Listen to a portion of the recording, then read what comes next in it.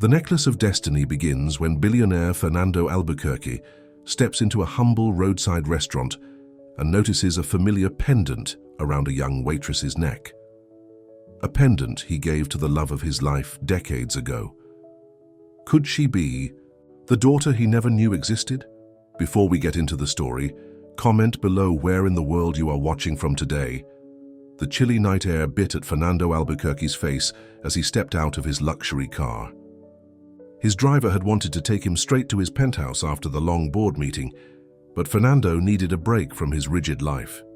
The small roadside restaurant with its warm yellow lights had caught his attention, a stark contrast to the five-star establishments he usually frequented. "I'll call you when I'm done, Ricardo," Fernando told his driver, adjusting his expensive suit jacket. At 55, Fernando carried himself with the confidence of a man who controlled one of the largest hotel chains in the country. His salt and pepper hair and sharp features had graced the covers of countless business magazines. Inside, the restaurant was simple but clean. A few truckers sat at the counter, while families occupied some of the booths. Fernando chose a quiet corner table, away from curious eyes that might recognize him. He loosened his tie and sighed deeply. The weight of loneliness pressed on his shoulders despite his wealth. His mansion felt empty, his achievements hollow. 20 years had passed since he lost Beatrice, the only woman he had ever truly loved, and not a single day went by that he didn't think of her. A young waitress approached his table with a warm smile. "Good evening, sir. What can I get for you tonight?" Fernando looked up, prepared to order his usual whiskey, when something around the waitress's neck caught his eye. His heart seemed to stop. Hanging from a delicate chain was a unique pendant, a small gold crescent moon embracing a tiny sapphire star. It was identical to the one he had custom-made for Beatrice on their first anniversary. His hands began to tremble. "That necklace," he whispered, his voice suddenly hoarse. "Where did you get it?" The waitress, whose name tag read Lucia, looked surprised by his interest. She reached up to touch the pendant self-consciously. "Oh, this? It was the only thing my mother left me before she died." Fernando's mouth went dry. "Your mother?" Lucia nodded, a shadow of sadness crossing her face. "She passed away when I was just 7. I never knew my father. Mum always said he'd come back for me someday, but..." She shrugged, attempting to smile. "I guess life doesn't always work out like in fairy tales." Fernando couldn't tear his eyes away from the necklace. He knew every detail of it, including the tiny inscription on the back that read, "Forever yours, F.A. May I see it?" he asked, his voice barely above a whisper. Lucia hesitated for a moment, then carefully unclasped the necklace and handed it to him. "It's very special to me," she said.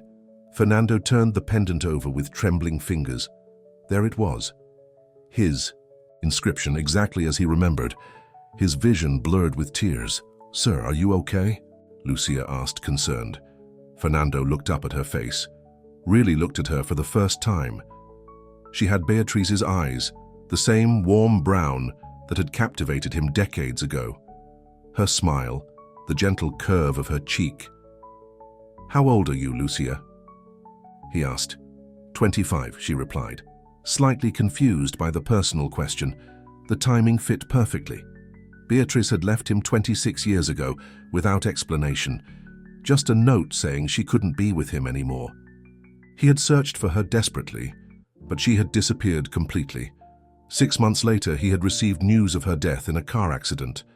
The grief had nearly destroyed him, but she had never mentioned a baby. Why had she kept Lucia a secret from him? "Your mother, was her name Beatrice Cardoso?" Fernando asked, his heart pounding. Lucia's eyes widened. "Yes. How did you know that?" Fernando couldn't contain his emotions any longer. Tears flowed freely down his face as he gently took her hands in his. "Lucia, I think I'm your father?" The restaurant seemed to fade away around them. Lucia stared at Fernando in shock, her mind racing to process his words. "That's impossible," she finally said, pulling her hands away. "My mother told me my father was..." "What? What did she tell you?" Fernando leaned forward urgently. Lucia struggled to maintain her composure. "She said he was a businessman who traveled a lot. that they loved each other, but he didn't know about me because she never got the chance to tell him. Her voice hardened. And then she got sick and couldn't find him. Fernando's heart broke all over again. Beatriz was sick. What happened to her? Cancer, Lucia said flatly. It took her quickly. My Aunt Rosa raised me after that. Fernando closed his eyes, overwhelmed by grief and regret. All these years lost. A daughter he never knew existed. And Beatriz suffering alone. I gave this necklace to your mother 27 years ago, he said softly. It was custom made. Look at the inscription, Forever Yours F.A. Fernando Albuquerque. Lucia's hands shook as she took back the necklace and examined the tiny engraving she had never noticed before. This doesn't make sense, she whispered. If you loved her so much, why weren't you there when she needed you? She left me, Fernando explained, his voice breaking. No explanation, just a letter saying goodbye. I searched everywhere for her, hired private investigators. 6 months later, I was told she died in an accident. I never knew about you, Lucia. I swear I didn't know. A middle-aged woman emerged from the kitchen, looking concerned. Lucia, is everything all right? Your break started 15 minutes ago. Lucia quickly wiped her eyes. Yes, Marta, this customer needs something from the kitchen. I'll be right there. After Marta returned to the kitchen, Lucia turned back to Fernando. I get off at 11. We can talk then if you want. Fernando nodded, still dazed by the discovery. I'll wait. As Lucia finished her shift, her mind was in turmoil. Could this wealthy stranger really be her father? The father she had imagined countless times throughout her childhood. The necklace and his knowledge of her mother seemed to confirm his story. But why had her mother kept her existence a secret from him? At 11, she hung up her apron and found Fernando still waiting at his table, nursing a cup of coffee. There's a coffee shop across the street that stays open late, she suggested. We can talk there. They sat in a quiet corner of the nearly empty coffee shop, an awkward silence hanging between them. Tell me about your life, Fernando finally said. Lucia gave a small shrug. Not much to tell. I live with my boyfriend Carlos in a small apartment downtown. I work at the restaurant 5 nights a week and take online classes during the day. I'm studying hotel management. Fernando couldn't help but smile at the irony. Hotel management, that's what I do. I know who you are, Mr. Albuquerque, Lucia admitted. Your picture is in my textbooks. Albuquerque Hotels is one of the biggest chains in South America. Fernando, please, he corrected gently. And yes, I've been fortunate in business. But my personal life, he trailed off, looking down at his coffee. Why did my mother leave you? Lucia asked directly. She always spoke of my father with love. It doesn't make sense. Fernando shook his head. I've asked myself that question for 26 years. We were happy. At least I thought we were. I had just started expanding the business. I was working. Long hours, traveling a lot. Maybe she felt neglected. He paused, his eyes distant with memories. We had a fight the night before she left, about my work schedule. But it wasn't anything we hadn't argued about before. Lucia studied his face, looking for any resemblance to her own. I have pictures of my mother, if you want to see them. Fernando nodded eagerly. Lucia pulled out her phone and showed him several old photographs she had scanned. In one, a young Beatriz held a toddler Lucia in her arms, both smiling at the camera. Fernando touched the screen gently. She looks exactly as I remember her. His voice cracked with emotion. And you have... Her smile. As they talked into the night, Lucia learned about her parents' love story. How Fernando had met Beatriz when she was working as a receptionist at his first hotel, their whirlwind romance, and their 2 happy years together before her sudden departure. I need time to process all this, Lucia finally said as the coffee shop owner began stacking chairs around them. This is a lot. Of course, Fernando said quickly, but please, can we meet again? I've missed 25 years of your life. I don't want to miss any more. Lucia hesitated, then nodded. I have tomorrow off. We could meet for lunch? Fernando's face lit up. I'd like that very much. As they exchanged phone numbers, Fernando felt a mix of joy and sorrow. He had found his daughter, a miracle he had never dared hope for, but the knowledge that Beatriz had faced illness alone, raising their child without him, was almost unbearable. Carlos was still awake when Lucia returned to their small apartment. "You're late," he said, looking up from his phone. At 30, Carlos worked as a junior manager at a local hotel, though his ambitions far exceeded his current position. "Something happened at work," Lucia said, sinking onto their worn couch. "Something big," she told him about Fernando and the necklace, watching his expression shift from disbelief to calculation. "Fernando Albuquerque. The Fernando Albuquerque." Carlos sat up straighter. "Do you know what this means, Lucia? He's worth billions." Lucia frowned. "That's not the point, Carlos. He's potentially my father." Carlos came to sit beside her suddenly, attentive. "Of course, that's what matters. But honey, think about it. This could change everything for us. No more struggling to pay rent. No more working double shifts."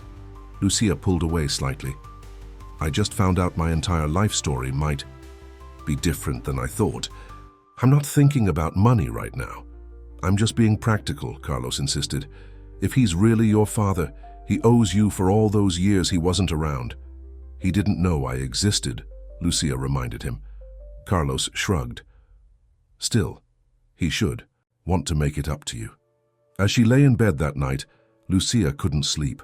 She kept thinking about Fernando's tearful reaction to seeing her mother's necklace, the way his hands had trembled as he'd held it. That wasn't the behavior of a man with something to hide, was it? She reached for her phone and looked at her calendar.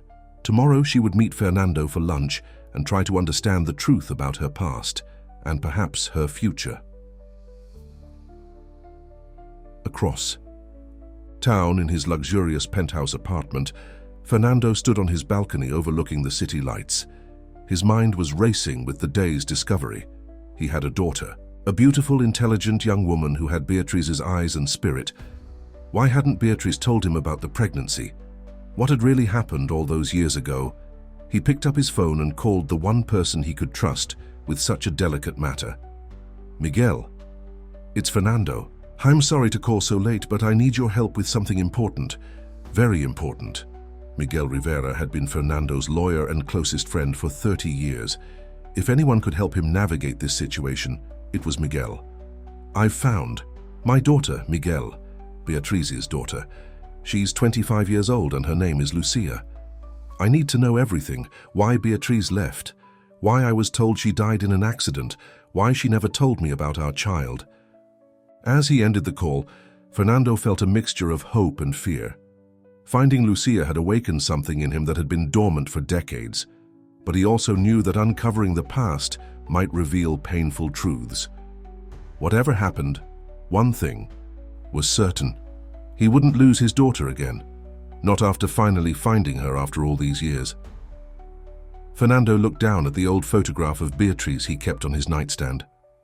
"I'll take care of her," he whispered to the smiling face. "I promise." Outside his window, the city continued its nighttime rhythm, unaware that a chance encounter in a simple roadside restaurant had just changed two lives forever. The next morning, Fernando woke early after a restless night. He stood before his closet, suddenly unsure of what to wear for lunch with Lucia. Should he dress casually to make her comfortable, or would his usual business attire be better? Such a simple decision had never felt so important. He finally settled on a pair of khaki pants and a light blue button-down shirt. Nice, but not intimidating. As he adjusted his collar, he caught sight of Beatriz's photo on his nightstand. Her smile still made his heart ache even after all these years. "I found her, Beatriz," he whispered to the photograph. "Our daughter. She's beautiful, just like you." His phone rang, interrupting the moment. It was Miguel. "Fernando, I've started looking into what you asked about," his friend said, without preamble. "I've contacted the investigator who handled Beatriz's case back then. He's retired now, but he remembers it. He's going to check his personal files." "Thank you, Miguel. There's something else I need to discuss with you. It's about my will. I want to make some changes." "Of course," Miguel replied. "But Fernando, don't you think you should take things slowly? You just met this young woman yesterday." Fernando's voice hardened slightly. "She's my daughter, Miguel. DNA test or not, I knew it the moment I saw her. She has Beatrice's eyes." After a pause, Miguel sighed. "I understand. Come by the office next week and we'll update everything." Fernando hung up and checked his watch. He had asked Ricardo to bring the car around at 11:30. The restaurant where he was meeting Lucia was only 20 minutes away, but he didn't want to risk being late. Lucia stood in front of her small closet, facing the same dilemma as Fernando. What did one wear to meet their billionaire father for the first time? Well, the second time, technically. She settled on a simple blue dress that her Aunt Rosa had given her for her last birthday. As she brushed her hair, Carlos appeared behind her in the mirror. "You look beautiful," he said, kissing her cheek. "Where are you meeting him?" "La Terraza," Lucia replied, applying a light touch of lipstick. Carlos raised his eyebrows. "Fancy. I guess when you're worth billions, you don't do fast food." Lucia frowned at his tone. "He asked where I wanted to go. I picked it." "Smart girl." Carlos grinned. "Show him you have good taste." "It's not about that," Lucia protested. "I just thought it would be quiet enough to talk." Carlos raised his hands in surrender. "Hey, I'm on your side here. Just remember that this guy owes you 25 years of child support." Lucia zipped up her purse with more force than necessary. "I'm not looking for a paycheck, Carlos. I just want answers." "Of course," he backtracked quickly. "That's what matters most, the truth." But as Lucia left the apartment, she couldn't help feeling that Carlos was more excited about Fernando's money than she was. La Terraza was an elegant restaurant overlooking the city's Central Park.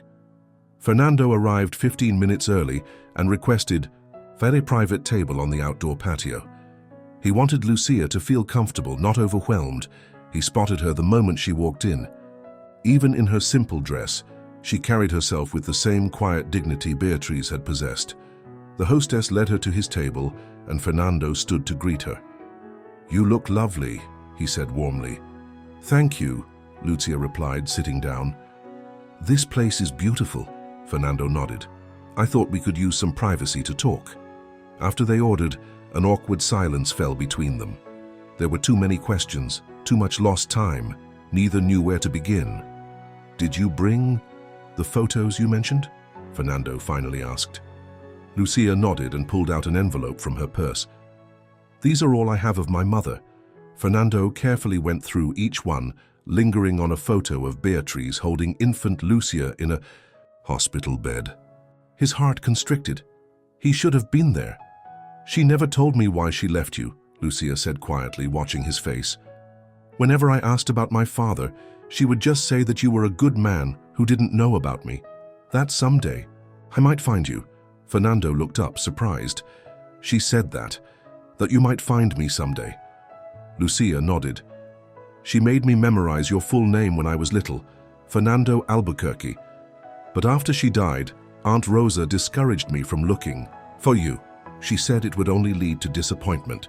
"Why would she say that?" Fernando asked, frowning. Lucia shrugged. "Aunt Rosa was very protective. After Mum died, she was all I had." "Where is your aunt now?" "She moved to Madrid 5 years ago.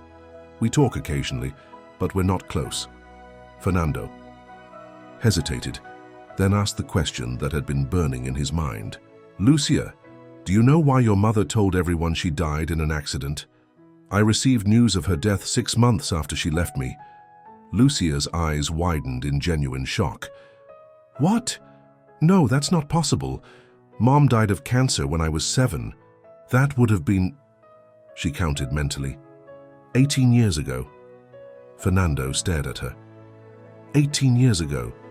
But I was told she died in a car accident 26 years ago, just months after she left me."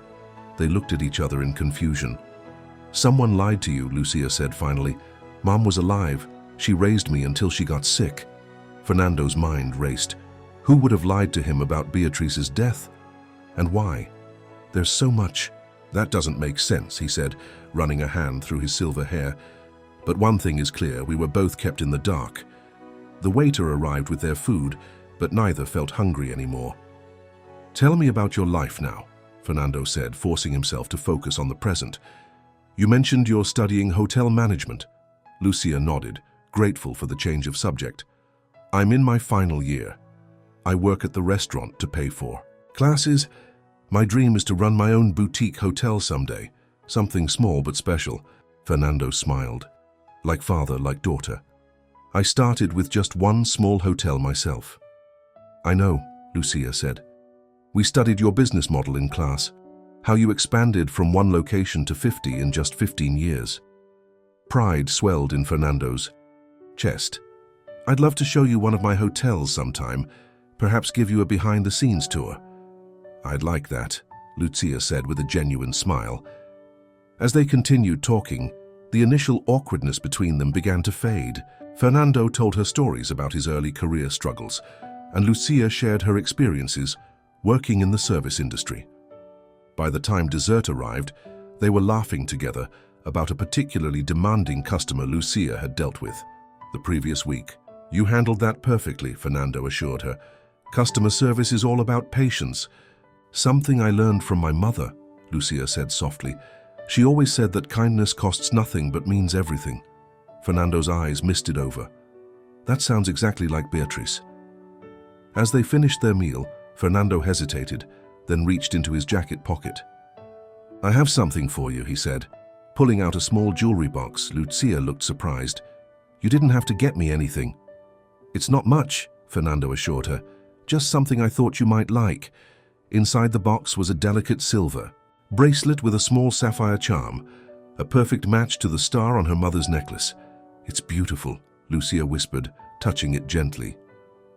May I? Fernando asked, taking the bracelet.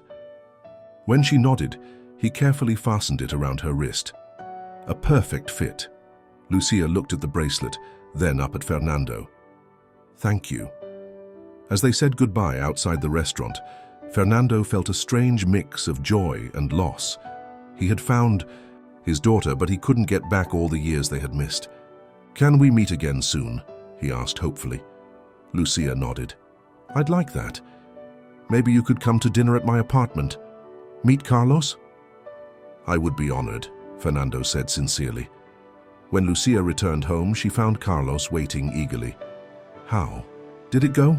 He asked, helping her take off her light jacket. His eyes immediately caught the sparkle of the new bracelet. What's that? A gift from Fernando, Lucia explained, holding up her wrist. It matches my mother's necklace. Carlos whistled. Looks expensive. I guess he's trying to buy your affection. Lucia shook her head in frustration. It's not like that. He's just being kind. Sure, Carlos said, not convinced.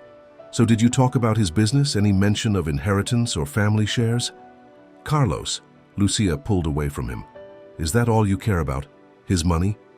I'm just looking out for your interests, Carlos defended himself. This man wasn't there for you for 25 years. He owes you. He didn't know about me, Lucia exclaimed. Someone told him my mother died before I was even born. Someone lied to him. Carlos paused, absorbing this information. Did he say who? No, he was as confused as I am. We're going to try to figure it out together. Lucia sat on the couch, suddenly exhausted. I invited him to dinner here next week. To meet you. Carlos's demeanor instantly changed. Here, in our apartment? Lucia, we can't have a billionaire over to this place. Why not? It's our home. It's a shoebox. What will he think, that I can't provide for you properly? Lucia stood up, angry now. This isn't about you, Carlos. This is about me getting to know my father. Carlos softened, pulling her into a hug. I'm sorry, you're right. I just want to make a good impression, that's all. Lucia relaxed. Against him. You will. Just be yourself. I'll cook my special paella, Carlos promised. When is he coming? Next Thursday. I told him 7 o'clock. Carlos nodded. Perfect. I'll make sure everything is spotless. As Carlos busied himself with planning the dinner, Lucia sat quietly, touching the new bracelet on her wrist. There was something comforting about having a piece that matched her mother's necklace, like a connection to both her parents at once. Fernando returned to his office after lunch, his mind still reeling from everything he had learned. Beatrice hadn't died 26 years ago. She had lived, raised their daughter, and then succumbed to cancer when Lucia was 7. Someone had deliberately lied to him. But who? And why? He picked up his phone and dialed Miguel again. I need you to dig. Deeper, Miguel. Beatrice didn't die in a car accident 26 years ago. She died of cancer 18 years ago. Someone lied to me to keep me from looking for her. That's disturbing, Miguel admitted. I'll look into the source of the original death notification. Do you remember who told you about the accident? Fernando closed his eyes, trying to recall that painful day. It was a letter, official-looking, from a law firm in Beatrice's hometown. I was so devastated I didn't question it. Do you still have it? Possibly. In storage with the rest of my papers from that time. Find it, Miguel advised. It could be our starting point. After hanging up, Fernando sat at his desk, thinking. His assistant, Eleanor, knocked gently on his door. Mr. Albuquerque? Your brother is here to see you. Fernando sighed. Victor, his younger brother and CFO of Albuquerque Hotels, always had impeccable timing for interruptions. Send him in, Elena. Victor strode into the office with his usual confidence. At 50, he was 5 years younger than Fernando, but looked a decade younger thanks to regular cosmetic procedures. Fernando, you missed the executive meeting this morning. That's not like you. Victor settled into a chair without waiting for an invitation. Everything all right? Fernando rarely shared personal matters with his brother.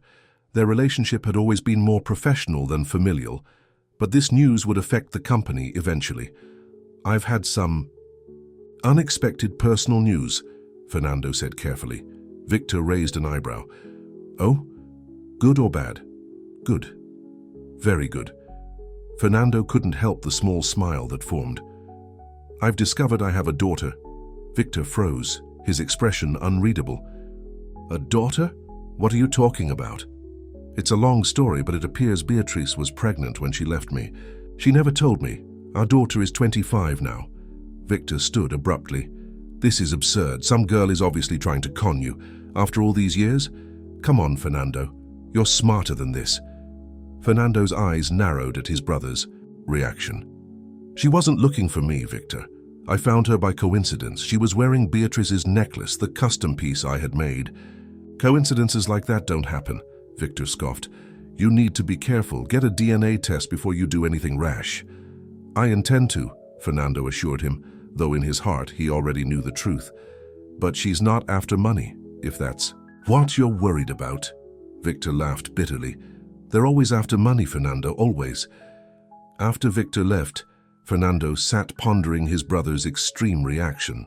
Victor had never been particularly fond of Beatrice, but his hostility toward Lucia, a woman he'd never even met, seemed excessive. Fernando opened his desk drawer and pulled out a small framed photo of Beatrice he kept hidden there. The same face that smiled at him from Lucia's photos. What happened, my love? He whispered to the image. Why didn't you tell me? The next morning, Lucia woke to a text message from Fernando.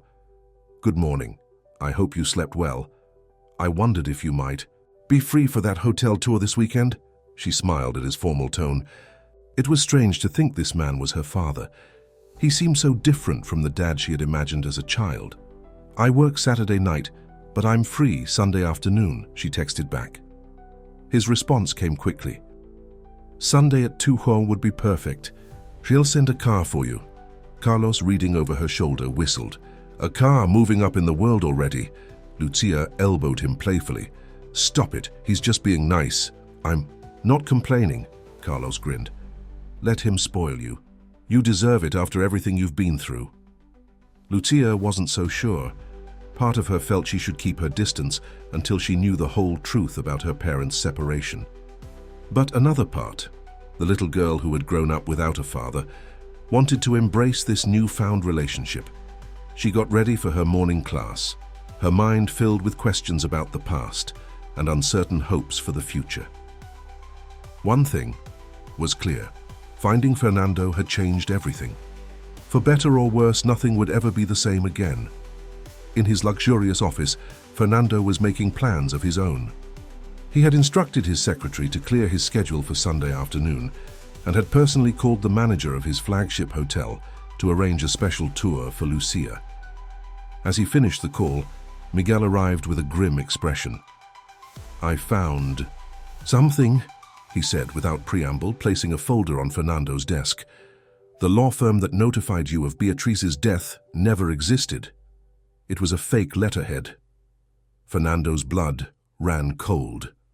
"Someone went to great lengths to make me believe she was dead," Miguel nodded. "And I checked the address you had for her parents. They moved away a year before she left you. The trail was deliberately erased." "But why?" Fernando demanded. "Who would do this?" "I don't know yet," Miguel admitted. "But whoever it was knew both of you well. They knew where to send that fake notification, and they knew you well enough to predict you wouldn't investigate too deeply in your grief." Fernando stood and walked to the window, looking out at the city skyline. "I need to know the truth, Miguel, for Lucia's sake as much as my own." "We'll find it," Miguel promised. "But be careful, Fernando. Someone didn't want you to find Beatrice or your daughter. That person might still be around." After Miguel left, Fernando sat alone with his thoughts. His mind kept returning to Victor's strange reaction to the news about Lucia. His brother had never been particularly close to him, but they had managed to work together effectively for decades. Could Victor have had something to do with Beatrice's disappearance? The thought seemed paranoid, but Fernando couldn't dismiss it entirely. He picked up his phone and dialed a number he hadn't used in years. "Davis Investigations," a gruff voice answered. "Mr. Davis, this is Fernando Albuquerque. I have a job for you. A very private, very important job." As Fernando explained what he needed, he glanced at the photo of Lucia he had taken during their lunch. He had missed 25 years of his daughter's life. He wouldn't miss any more, and he wouldn't rest until he knew exactly what had happened. All those years ago, outside his office window, storm clouds gathered on the horizon, mirroring the darkness that Fernando feared was about to descend on his carefully built world. Sunday afternoon arrived with clear skies and pleasant temperatures. Lucia stood outside her apartment building, nervously checking her watch. Fernando had insisted on sending a car for her, despite her protests that she could take the bus. At exactly 1:30, a sleek black luxury car pulled up to the curb. The driver, a professional-looking man in his 50s, stepped out and approached. "Miss Lucia, I'm Ricardo, Mr. Albuquerque's driver. He asked me to bring you to the Grand Albuquerque Hotel." Lucia nodded, suddenly feeling out of place. "Thank you." As Ricardo held the door open for her, Lucia caught sight of Carlos watching from their apartment window. He gave her a thumbs up and an exaggerated wink. The drive took them through the wealthy part of the city, where tree-lined streets showcased impressive mansions and exclusive shops. Lucia had rarely ventured into this area except to window shop during the holidays. "Have you worked for Fernando long?" she asked Ricardo, trying to ease her nervousness. Ricardo smiled at her through the rearview mirror. "Almost 20 years now, miss. Mr. Albuquerque is a good man to work for."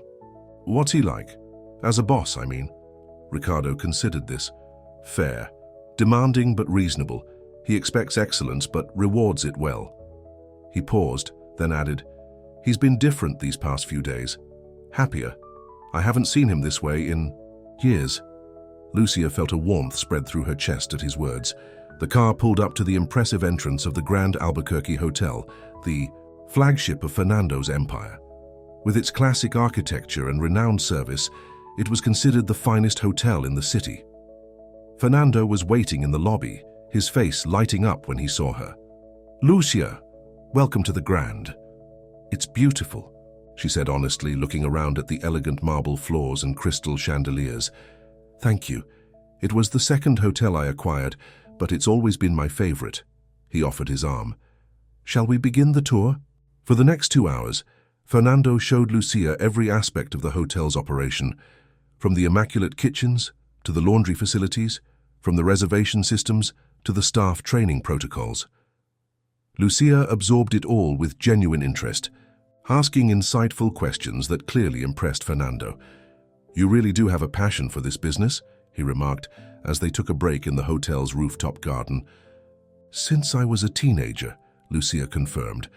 "Mom used to clean rooms at a small hotel near our apartment.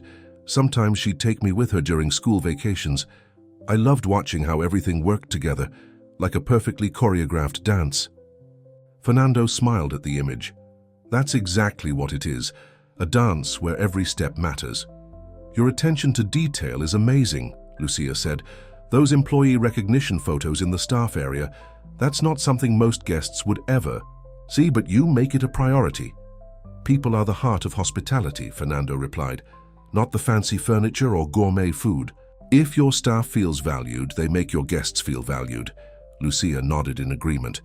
That's what I do in my hotel, if I ever get to have one. When, Fernando corrected gently, when you have one. Their eyes met, and for a moment, Lucia felt the strange but comforting connection of shared dreams across generations. There's someone I'd like you to meet, Fernando said suddenly. My friend Miguel. He's been helping me look into what happened with your mother. Lucia's expression grew serious. Have you found anything? Some disturbing information. The notification I received about your mother's death was falsified. Someone deliberately wanted me to believe she was gone. Lucia's eyes widened. But who would do that? And why? That's what we're trying to figure out. Miguel is waiting in my office. Would you mind speaking with him? Miguel Rivera had been Fernando's lawyer since the early days of his career. A distinguished man in his 60s, with kind eyes behind wire-rimmed glasses, he stood when Lucia entered Fernando's private office at the hotel. Lucia, it's a pleasure to meet you, Miguel said warmly. I can see the resemblance to your mother. You knew her? Lucia asked, surprised. Miguel nodded. I met Beatriz several times. She was a remarkable woman, intelligent and kind. Fernando gestured for them to sit. Miguel has been investigating the circumstances of your mother's departure and the false death notification I received. Miguel opened a folder on the desk. Lucia, do you remember much about your early childhood, where you lived with your mother after she left Fernando? Lucia thought back. We moved around a lot at first. I remember a small apartment near the coast, then a house in the mountains. Mom always said we were on an adventure. Was she afraid of something? Miguel asked gently. Or someone? Lucia frowned, searching her memories. I don't think so. She seemed cautious, maybe. We kept to ourselves, but she wasn't scared. Did she ever mention anyone from her past? Friends or family who might have visited? Lucia shook her head. Just Aunt Rosa, her sister, and she didn't come around until Mom got sick. Miguel made a note. And this Aunt Rosa, she discouraged you from looking for your father? Yes, Lucia confirmed. She said it would only bring pain, that he had moved on with his life. Fernando's jaw tightened. I never moved on, he said quietly. Not really. Miguel continued gently. Lucia, was there ever any mention of Fernando's brother Victor? Did your mother or aunt ever speak of him? Lucia thought hard. I don't think so, wait. She paused, a distant memory surfacing. Once when I was about 6, Mom got a phone call that upset her. Afterward, I heard her telling Aunt Rosa that he had found us. She said, Victor won't stop until he gets what he wants. I remember because it was one of the few times I saw my mother truly frightened. Fernando and Miguel exchanged significant looks. What? Lucia asked, looking between them. Do you think Victor had something to do with separating you and Mom? Fernando sighed heavily. It's a possibility we need to consider. Victor never approved of my relationship with Beatriz. He thought she was after my money. That's ridiculous, Lucia protested. Mom lived simply. We never had much. Exactly, Fernando said. If she had been after money, she would have told me about you. Child support alone would have made your lives comfortable. Miguel cleared his throat. There's something else, Fernando. I've been looking into financial transactions from around the time Beatriz left. There was a significant withdrawal from one of your personal accounts, $500,000. I never made such a withdrawal, Fernando said, frowning. No, but Victor had access to your accounts back then. He was handling the family finances while you focused on expansion. Lucia looked stunned. Are you suggesting he paid my mother to leave? Or threatened her, Fernando said darkly. Victor can be persuasive when he wants something. Miguel held up a cautioning hand. We don't have proof yet. Just suspicious circumstances. I need to keep digging. Fernando turned to Lucia, his expression serious. I need to ask you something important. Would you be willing to take a DNA test? Not because I doubt you're my daughter, he added quickly, but because we may need legal proof if this situation with Victor gets complicated. Lucia nodded without hesitation. Of course. I want the truth as much as you do. Later that evening, as Ricardo drove Lucia home, her mind was spinning with all she had learned. Could Fernando's brother really have orchestrated her mother's disappearance, paid her off, or threatened her? The idea seemed like something from a movie, not real life. When she arrived at her apartment, Carlos was waiting with eager questions. How? Was it? Did you see the whole hotel? Is it as amazing as they say? Lucia nodded absently, setting down her purse. It's incredible. The attention to detail is remarkable. And? Did he talk about bringing you into the business? Maybe offering you a position after graduation? No, Carlos, Lucia sighed. We spent most of the time talking about my mother. There's a lot of mystery surrounding why she left Fernando. Carlos's excitement visibly dimmed. Oh, well, I'm sure. That will come up eventually. A man like that would want his daughter working in the family business. Lucia gave him a sharp look. That's not why I'm getting to know him. This isn't about career opportunities. Of course not, Carlos backpedaled quickly, but it would be foolish to ignore the possibilities. Lucia was too tired to argue. I'm going to take a shower. Fernando's brother Victor is coming to dinner. On Thursday too, by the way. Fernando thought it was time I met him. Carlos brightened again. The brother too? Perfect. I'll make enough paella for everyone. As Lucia stood under the hot shower, she thought about Victor Albuquerque. If he really had separated her parents all those years ago, was it wise to meet him now? Fernando had assured her he wouldn't say anything to Victor about their suspicions. He wanted to observe his brother's reaction to meeting her. The thought made her uneasy. She was being used as bait in a family drama she barely understood. In his penthouse that evening, Fernando poured himself a rare glass of whiskey and stood on his balcony, staring at the city lights. The information Miguel had uncovered pointed to a betrayal so profound he could barely comprehend it. Had his own brother paid Beatrice to disappear, threatened her, fabricated evidence of her death, all to prevent Fernando from finding her and their child. But why? What possible motive could Victor have had? Fernando's phone rang, interrupting his dark thoughts. It was Davis, the private investigator. Mr. Albuquerque, I found something interesting about your brother's finances from 26 years ago. He was in serious debt, gambling primarily. He owed nearly $2 million to some very dangerous people. Fernando frowned. Victor has always been careful with money. He's never gambled. The evidence suggests otherwise, sir, and the debts disappeared. Suddenly, right around the time your company's expansion took off. Fernando's mind raced. The timing aligned perfectly with Beatrice's departure. Had Victor somehow used the situation to solve his financial problems? Keep digging, Davis, and be discreet. Victor can't know we're looking into this. After hanging up, Fernando made another call, this one to Miguel. Need you to look into the company finances from 26 years ago. Specifically, look for any irregularities around the time Beatrice left. You think Victor embezzled from the company? Miguel asked, surprised. I don't know what to think anymore, Fernando admitted. But Victor had a gambling problem I never knew about. And suddenly, right after Beatrice disappeared, his debts vanished. I'll look into it, Miguel promised. But Fernando, if this is true, it's going to destroy your relationship with your brother. He destroyed it 26 years ago, Fernando said grimly. He just never told me. The days leading up to Thursday's dinner were tense for Lucia. She found herself watching customers at the restaurant with new suspicion, wondering if any of them had secrets as dark as those potentially surrounding her own family. Carlos, meanwhile, was in a frenzy of preparation for the dinner, cleaning their small apartment from top to bottom and practicing his paella recipe twice. Everything needs to be perfect, he insisted when Lucia told him he was overreacting. These are billionaires, Lucia. They notice everything. Fernando isn't like that, Lucia defended.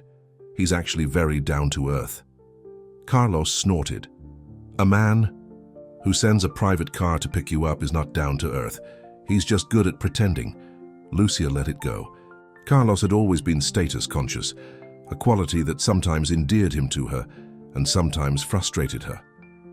On Thursday evening, Lucia changed from her work clothes into a simple but elegant black dress. She fastened the bracelet Fernando had given her around her wrist and touched her mother's necklace for reassurance. "What would you think of all this, Mum?" she whispered to the empty room.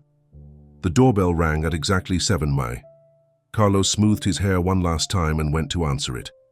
Fernando stood in the doorway, an expensive bottle of wine in one hand and a bouquet of flowers in the other. Behind him, a shorter, more polished-looking man surveyed the apartment building's hallway with barely concealed disdain. "Lucia."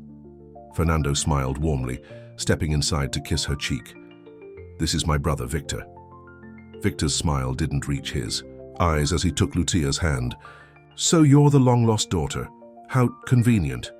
His tone made Lucia bristle, but she maintained her composure. "It's nice to meet you, Victor. This is my boyfriend, Carlos." Carlos shook hands with both men, his enthusiasm obvious. "Welcome. Please come in.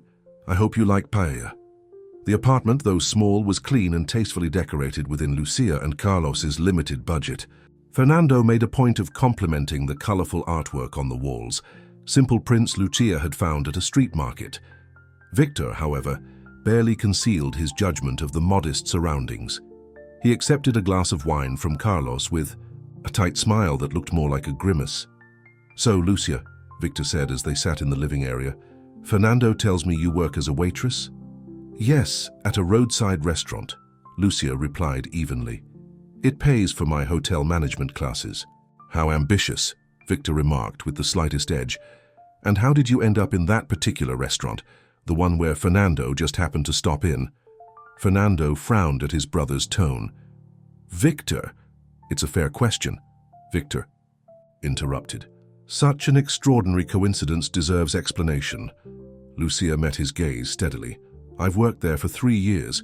It was close to our apartment and offered flexible hours around my classes." "And you never knew Fernando frequented the place?" "He doesn't," Fernando cut in. "It was my first time there. I was returning from a property inspection in the countryside and wanted to avoid the highway traffic." Victor swirled his wine. "Remarkable timing." Carlos, sensing the tension, jumped in. "The paella should be ready. Let me check on it." During dinner, Victor continued his subtle interrogation, asking about Lucia's childhood, her mother and her education, with the precision of a prosecutor.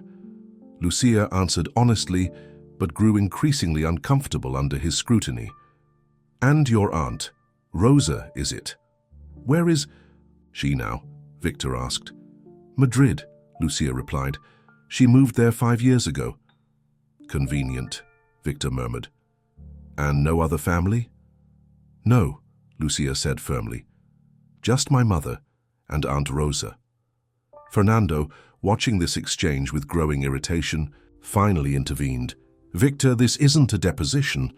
We're here to get acquainted with Lucia, not interrogate her." Victor smiled thinly. "Just showing interest in our potential new family member. Due diligence, Fernando, something you've always been too quick to overlook." The atmosphere remained tense throughout the meal, despite Carlos's attempts at light-hearted conversation and Fernando's obvious enjoyment of the food.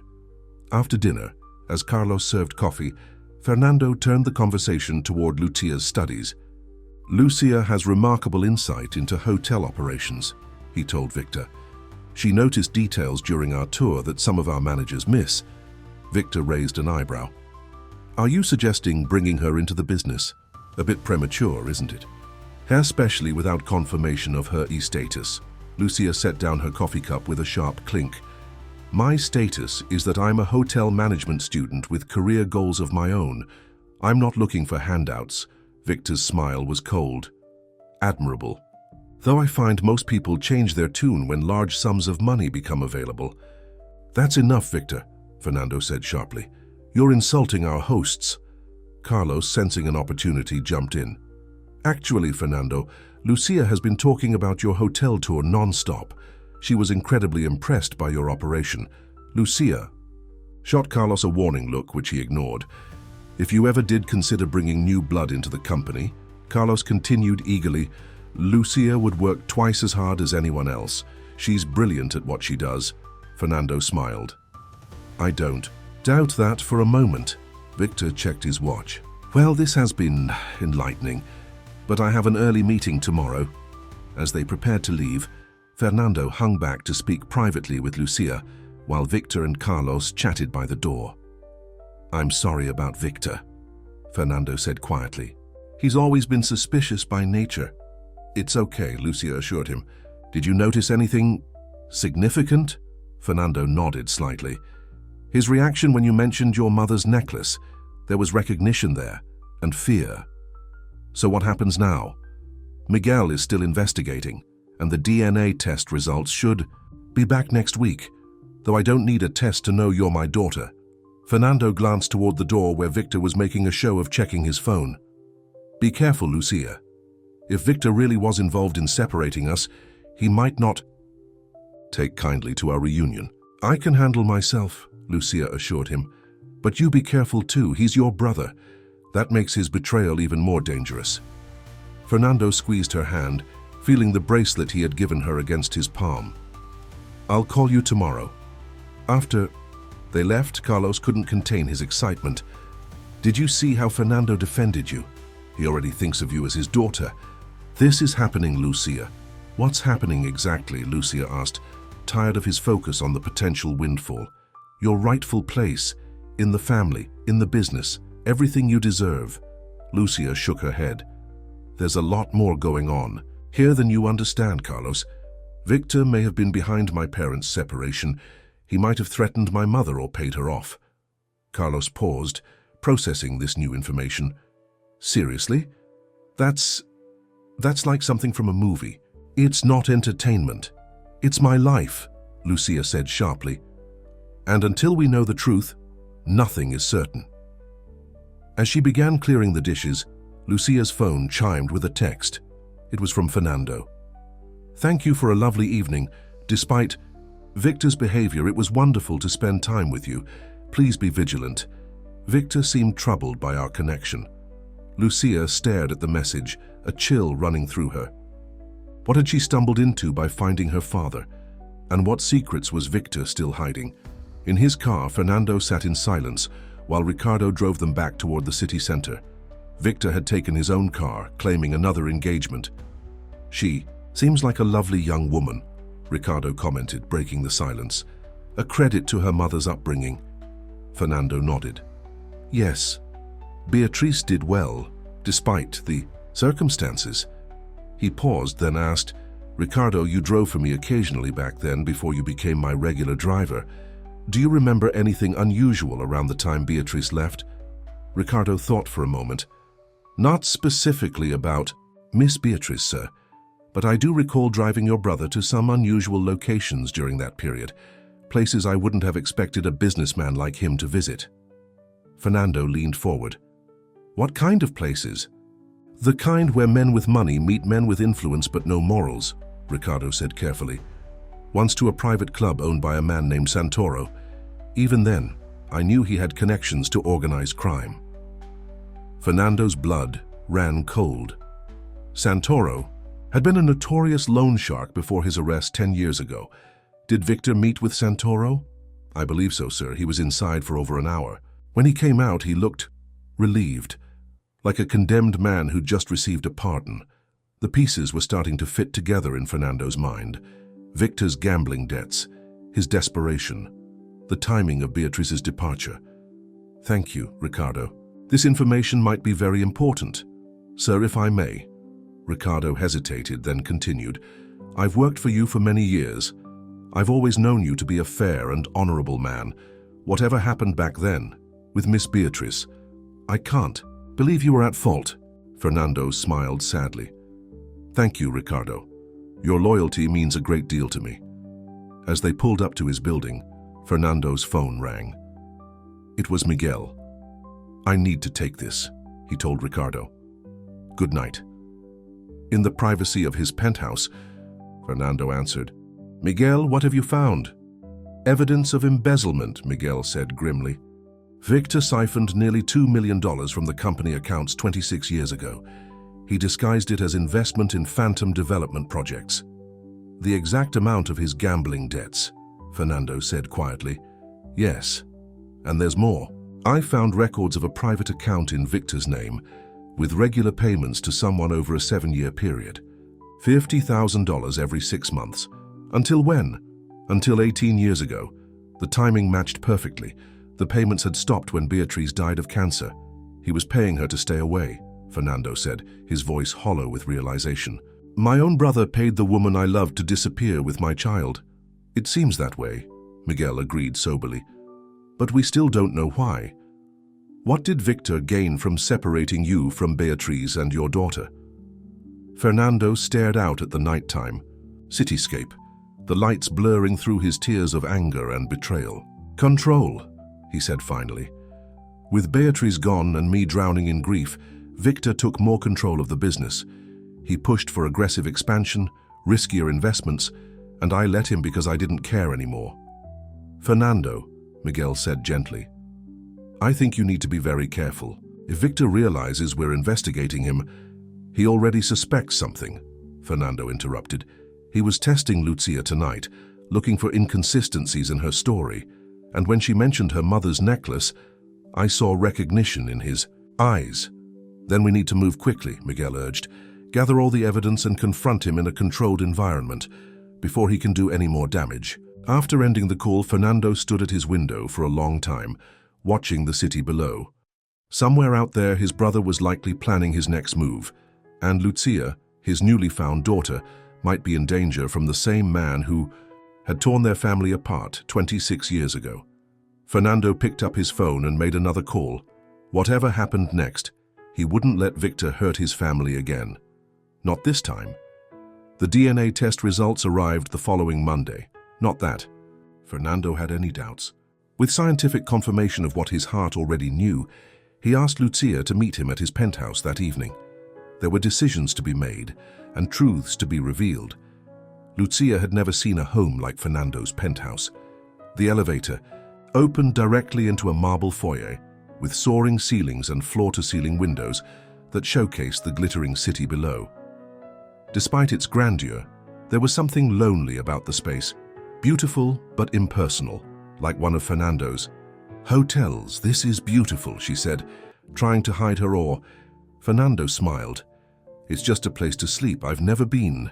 Good at making a house feel like a home. He led her to the living room where Miguel was waiting with several folders spread across a glass coffee table. The DNA results? Lucia asked, noticing an official-looking document. Fernando nodded. 99.9%. Certainty. Not that I needed a test to know you're my daughter. Miguel cleared his throat. We've also gathered substantial evidence regarding Victor's activities 26 years ago. It paints a troubling picture. He spread out bank statements, photocopies of checks, and transcripts of interviews with former employees. Victor embezzled nearly $2 million from the company to pay off gambling debts to a loan shark named Santoro.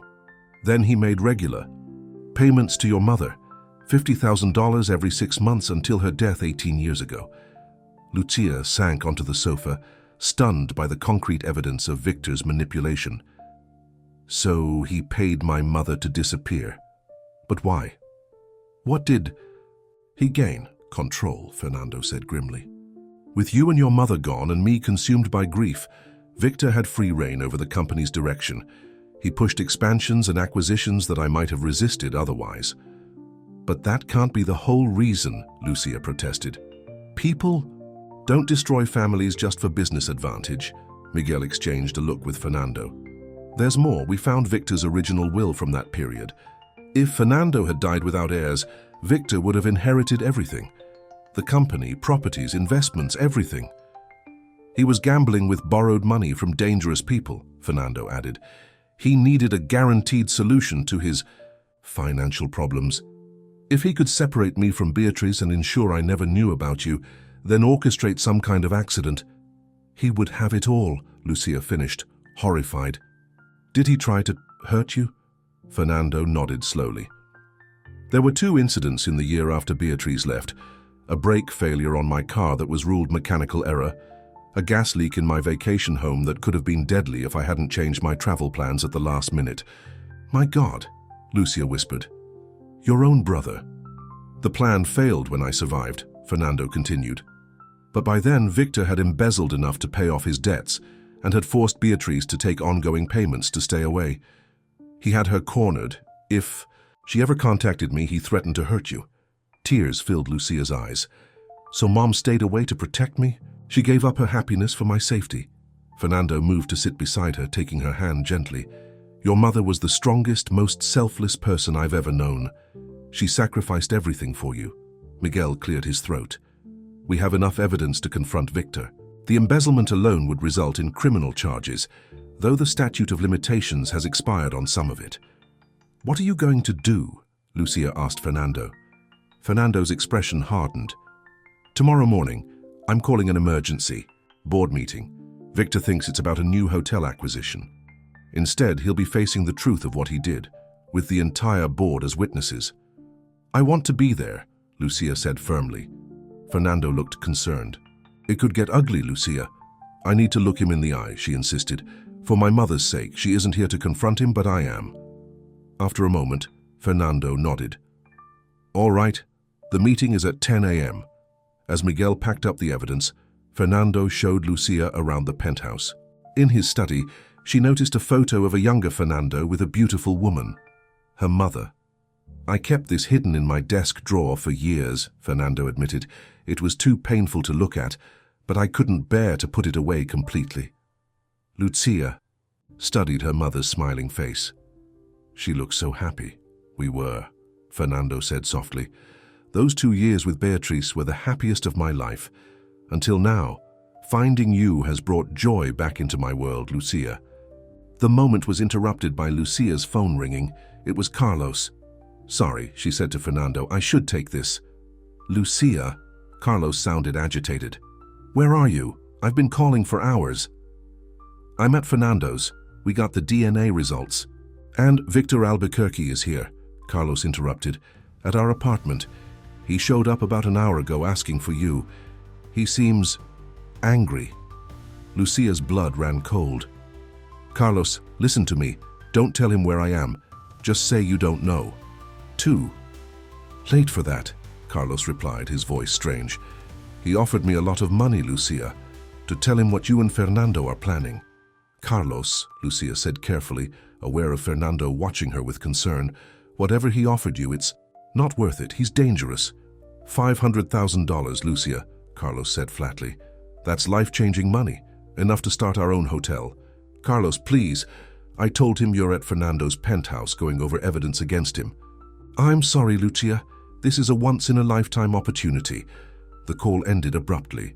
Lucia stood frozen, the phone still in her hand. What is it? Fernando asked, alarmed by her expression. Victor knows we have evidence against him, she said numbly. Carlos told him. For money. Fernando's face hardened. We need to secure the evidence immediately. If Victor... He was interrupted by the penthouse security phone ringing. Fernando answered it, his expression darkening further. My brother is on his way up, he told Lucia and Miguel. He overrode the security system with his emergency access code. Miguel quickly gathered the folders.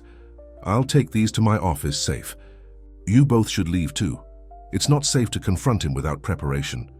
There's no time, Fernando said as the elevator indicator showed Victor was already on his way up. Lucia, please go with Miguel. I'll handle Victor.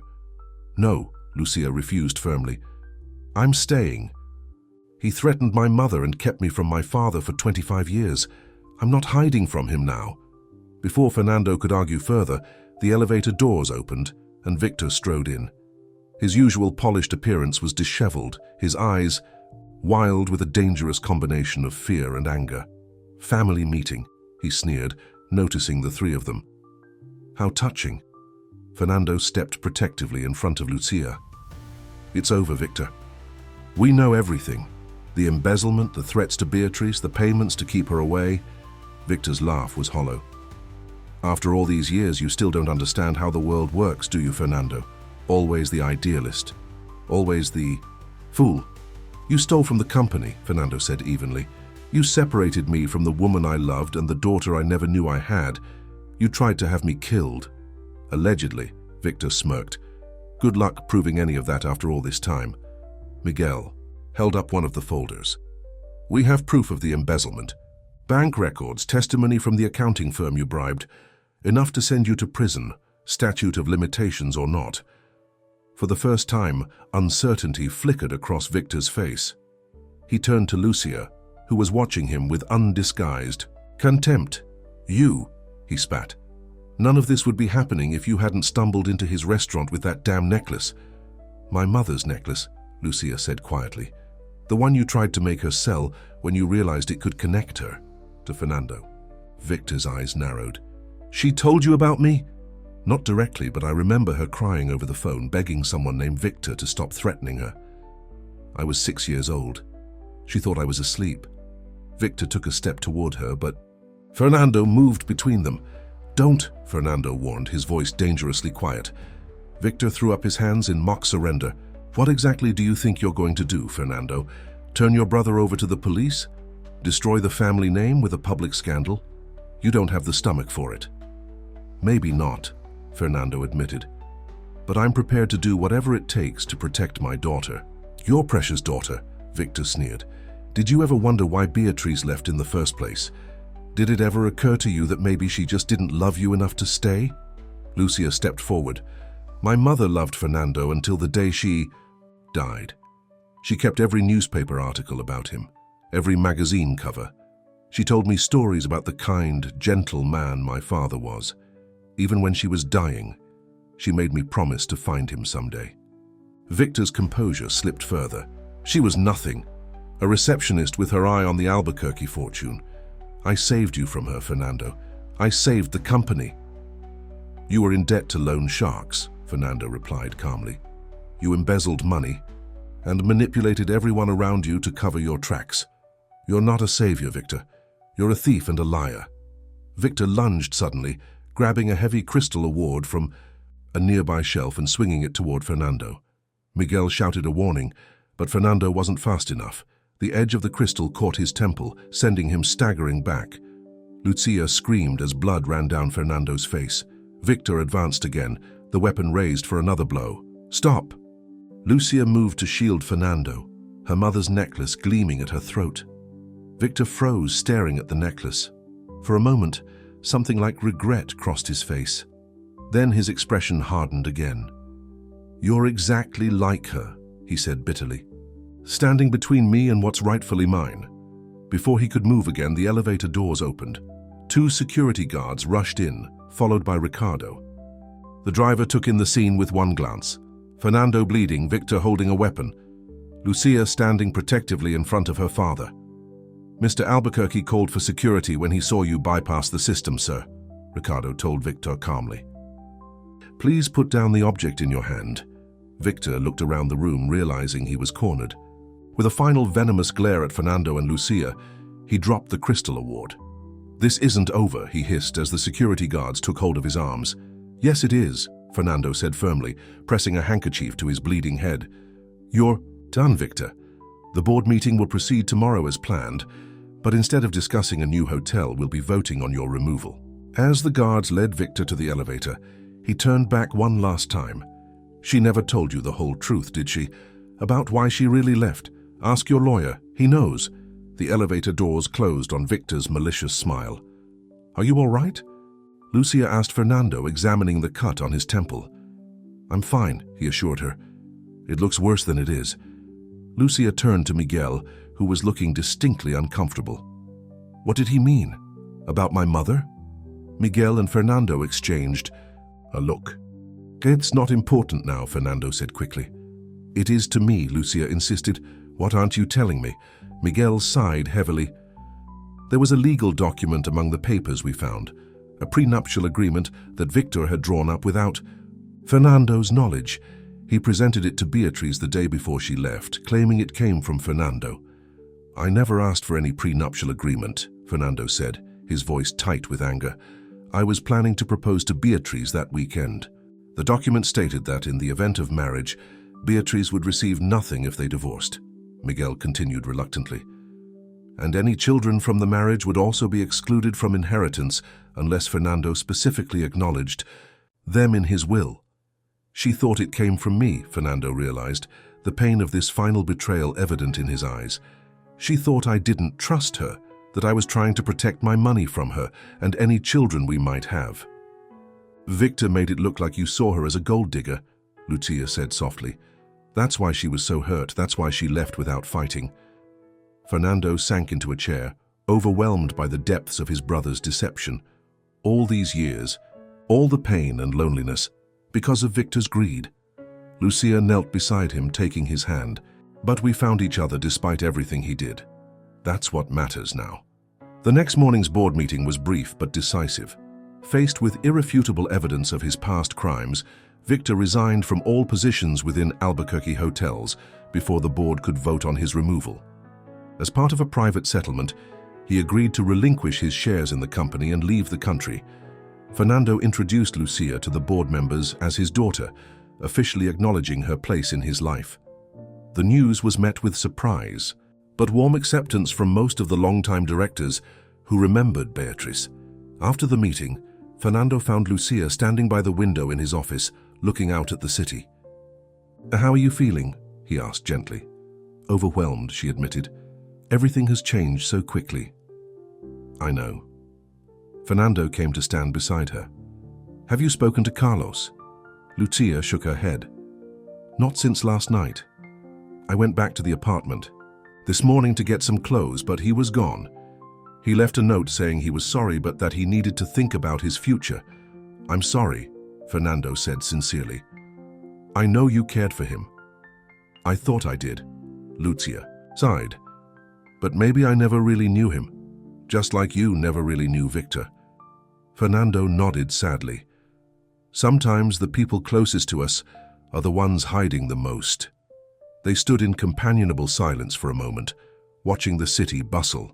"Below, I've been thinking," Fernando said finally, "about what you said regarding your dream to run a boutique hotel." Lucia turned to him, curious. "I own a small property near the coast," Fernando continued. "It was one of my first acquisitions, but it never fit with the company's luxury brand, so it's been sitting unused for years. It has potential, though. The right vision could transform it into something special." Lucia's eyes widened as she realized what he was suggesting. "You want me to—" Fernando smiled. "I want to give you the opportunity to create something of your own, not because you're my daughter, but because you have the talent and passion for it." "I don't know what to say," Lucia breathed, overwhelmed by the offer. "Say you'll think about it," Fernando replied. "There's no rush.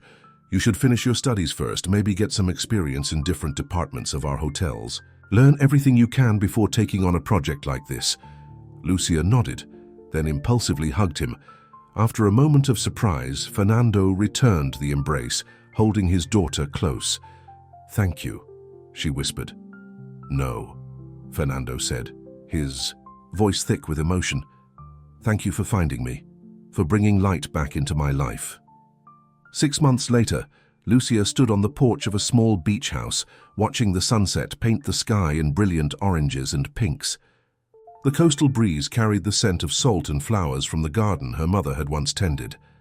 After the confrontation with Victor and the discovery of the full truth about her parents' separation, Lucia had asked Fernando to help her find the places where she had lived with Beatrice. Their search had led them to this little house by the sea, the place where Beatrice had spent her final years. The elderly neighbor who still lived next door remembered them well. "Such a lovely woman," she had told Fernando and Lucia. "So devoted to her daughter. She never spoke of her past, but sometimes I would find her sitting on the porch at night, looking at the stars with such longing in her eyes." Fernando had purchased the house immediately, ensuring it would always remain in the family. Now it served as a weekend retreat for both of them, a place to connect with Beatrice's memory and with each other. The sound of a car approaching pulled Lucia from her thoughts. Fernando was returning from a meeting with the contractors working on the boutique hotel project. After graduating with honors, Lucia had spent 6 months working in various departments of the Grand Albuquerque. Now she was ready to begin her own venture, with Fernando's guidance but not his interference. "Beautiful evening," Fernando remarked as he joined her on the porch. Lucia nodded, touching the necklace at her throat, her mother's necklace that had brought them together. "Mom would have loved this, seeing us together. She would have been so proud of you," Fernando said softly. "Just as I am." Inside the house, on the mantel above the fireplace, sat a framed photograph. It showed a young Fernando and Beatriz, smiling and in love, unaware of the challenges that would separate them. Beside it stood a newer photo, Fernando and Lucia on the day she graduated, both wearing matching smiles that reached their eyes. The necklace had connected past to present, daughter to father, bringing healing where there had been pain and truth where there had been lies. Fernando's arm around Lucia's shoulders was a testament to the bond that Victor had tried but failed to prevent, a bond that had overcome time, distance, and deception to reunite a family that was always meant to be together. As the last rays of sun disappeared below the horizon, Lucia and Fernando went inside, leaving the door open to the gentle sea breeze. In the soft lamplight, the sapphire star of Beatriz's necklace caught the light, shimmering like a beacon that had guided them home. "Two beginnings," Fernando said, raising his coffee cup in a small toast. "And to Mom," Lucia added, raising her own cup, "who never lost hope that we would find each other." Outside, the first stars appeared in the darkening sky, witnessing a father and daughter reclaiming the connection that had been stolen from them, and writing a new chapter in a story that had begun with a simple necklace from the past.